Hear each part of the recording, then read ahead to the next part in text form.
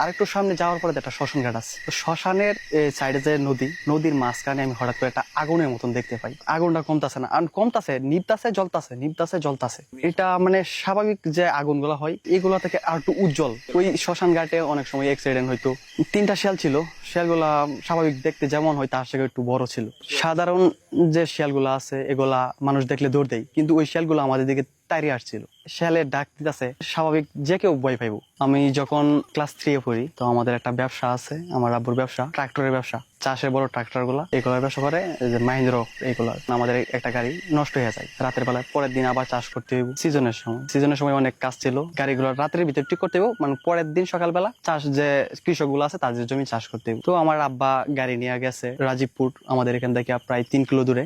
ওখানে ওয়ার্কশপ আছে, তো ওখানে ওয়ার্কশপে কাজ করবে। তখন বাজে রাত 11টা, 11টা বাজে। তখন বাড়িতে কল দিছে, আমাকে কল দিছে যে একটা বিয়ারিং তুই একটু রাজীবপুর নিয়ে আস। আমি বিয়ারিংটা নিয়ে রাস্তায় গেছি, কোন অটো বা রিক্সা টিক্সা পাই নাই, অন্ধকার ছিল, হালকা চাঁদনি রাত ছিল হালকা। তো আমি রাতের 12টার দিকে আমার একটা সাইকেল ছিল, তো সাইকেল নিয়ে আমাদের গাড়ি একটা হেল্পার ছিল, তার নাম ছিল মিরাজ। তো ওরে নিয়ে আমরা সাইকেল নিয়ে বের হয়েছি। আমি একটা লাইট বানাইছিলাম মোবাইলের ব্যাটারি দিয়া, একটা বাল্ব দিয়ে একটা লাইট বানাইছিলাম। তো এই লাইটটা আমি সাইকেলের সামনে লাগাই আমি যাইতাছি। তো আমাদের এখান থেকে প্রায় 1-1.5 কিলোমিটার দূরে দুইজন ফোনিক্স সাইকেল, আগের সাইকেল গুলো ছিল ফোনিক্স সাইকেলে, আমি পিছনে বসছিলাম, আমাদের যে গাড়ি হেল্পারটা মিরাজ ও গাড়ি চালায় যাইতেছে। তো আমাদের এখান থেকে 1-1.5 কিলোমিটার দূরে একটা জায়গা আছে, নাম হচ্ছে বটতলা, একটা বট গাছ আছে, পুরান বট গাছ। তো ওইখানে যাইতেই আমার সামনে 3টা শিয়াল পড়ছে। শিয়ালগুলা মূলত সাধারণত দৌড় দেয়, কিন্তু ওই সময় একটু তারা আমাদের দিকে তাড়িয়ে আসছিল। তারপর ওই দিক থেকে আমি যে হেল্পারটা নামাইছি, আমি একটু আগে থেকেই সাইকেল চালাতে পারতাম ভালো, তাই নামাই দিয়ে আমি সাইকেল চালাইলাম, অনেক দ্রুততা আমি চলে গেলাম। শিয়ালের ডাক দিতেছে, স্বাভাবিক যে কেউ ভয় পাইবো ছেলের ডাক শুনলে, আর এত রাতে, যেহেতু 12টা 12:30 বাজে গেছে। আমরা যেমন গ্রামাঞ্চলে যেমন জানি যে জিন বা শয়তান, আমরা অনেক সময় তারা শিয়ালের রূপ, কুকুরের রূপ এগুলো নিয়ে আসে। তো আমরা এখানে হালকা ভয় পাইছিলাম। তো আমরা যাইতাছি, আরেকটু সামনে যাওয়ার পরে একটা শ্মশান ঘাট আছে, এখানে যারা হিন্দুরা আছে মলে তাদেরকে এখানে পুরাই।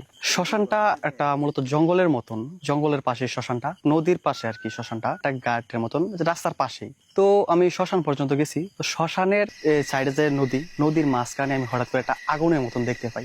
আগুনটা মোটামুটি যে মশাল গুলা জ্বালানো হয়, আগের দিনে মশাল জ্বালানো হইতো, এই সেরকম হয়েছে, পানির মাঝখানে হয়েছিল, আগুন ধরার কথা না। তো আমি এটা ঘাবড়ায় যাই। তারপরে এখানে 1 মিনিটের মতো দাঁড়াই। আমি দাঁড়ানোর পরে বিষয়টা আমি একটু বোঝার চেষ্টা করি। তো ওখানে দাঁড়াইছি, দাঁড়ানোর পরে দেখতেছি যে আমার শরীরটা কেমন জানি ঝিমঝিম করতেছে, আমার লুমগুলা দাঁড়ায় গেছে। তারপর ওখানে আমি আগুনটা কমতাছে না, আর কমতাছে, নিভতাছে।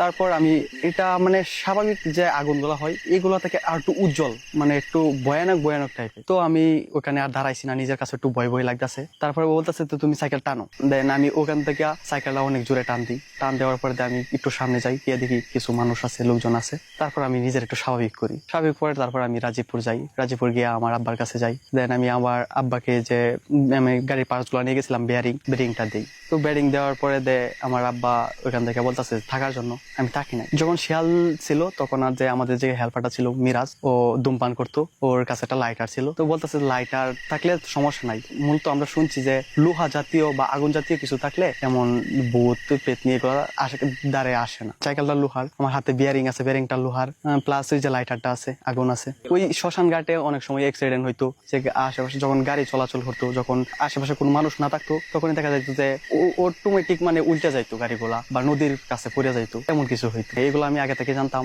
যার কারণে আমি একটু ভয় পাইছিলাম। তারপর আমি একটু আগে থেকে একটু সাহসী ছিলাম, নিজের একটু শক্ত রাখার চেষ্টা করছি।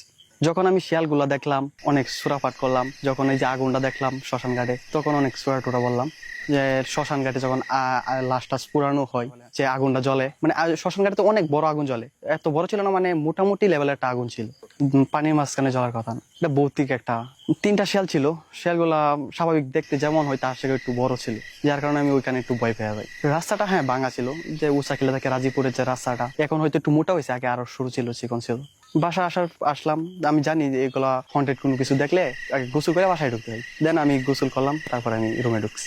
মানুষের কাছে শুনছি যে জিন, পরি বা ভূত টুত এগুলো আর কি বিভিন্ন প্রাণীর রূপ নিয়ে আসে, যেমন শিয়াল, কুকুর, বিড়াল এগুলোর রূপ নিয়ে আসে।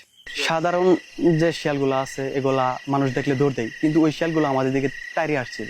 শ্মশানটা সাধারণত যে শ্মশানগুলা যেমন হয় আর কি, ওরকমই পুরো ঘটনায় ভয় পাইছি যে শ্মশানের যে নদীটা ছিল, নদীর মাঝখানে যখন আগুনটা জ্বলতে দেখছি, তখন আমি একটু ভয় পেয়ে গেছি। ও আমার শরীরে ঘুরে বেড়ায়।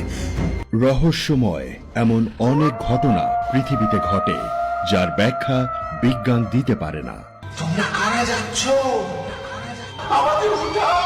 অবিশ্বাস্য এমন গল্প শুনতে চায় চলতি গল্প বলতে আমাদের সাথে যোগাযোগ করুন।